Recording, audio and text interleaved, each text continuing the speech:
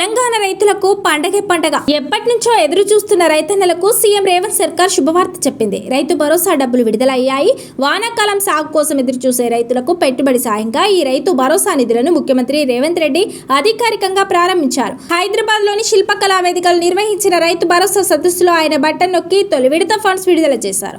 ఈసారి 3 విడతల్లో మొత్తం 9,000 కోట్ల పెట్టుబడి సాయాన్ని రైతుల ఖాతాల్లో జమ చేయాలని కాంగ్రెస్ ప్రభుత్వం లక్ష్యంగా పెట్టుకుంది. అందులో తొలి విడతగా 2 ఎకరాల్లో భూమి ఉన్న చిన్న సన్నకారు రైతులకు 2,482.02 కోట్లను నేరుగా బ్యాంకు ఖాతాల్లో జమ చేసింది.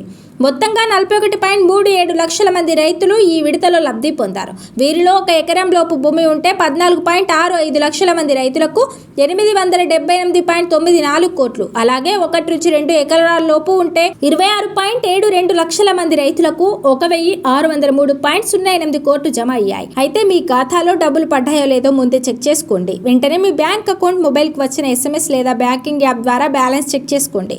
ఇప్పటికే చాలా మంది రైతుల ఖాతాలో డబ్బులు పడ్డాయి. రైతు భరోసా జాబితాలో ఇంకా పేరు నమోదు కాని వారికి కూడా ప్రభుత్వం మరో అవకాశం కల్పించింది. జూన్ 15 లోపు కొత్తగా పట్టాదారు పాస్బుక్ పొందిన రైతులు లేదా ఇప్పటి వరకు పథకంలో రిజిస్టర్ చేసుకొని అర్హులైన రైతులు జూలై 5 లోపు తమ గ్రామ వ్యవసాయ విస్తరణ అధికారికి అవసరమైన సర్టిఫికేట్లను సమర్పించి అప్లై చేసుకోవచ్చు. అర్హత ఉన్న ప్రతి రైతుకు పెట్టుబడి సాయం అందించడమే లక్ష్యంగా రేవంత్ సర్కార్ ఈ చర్యలు చేపడుతోంది.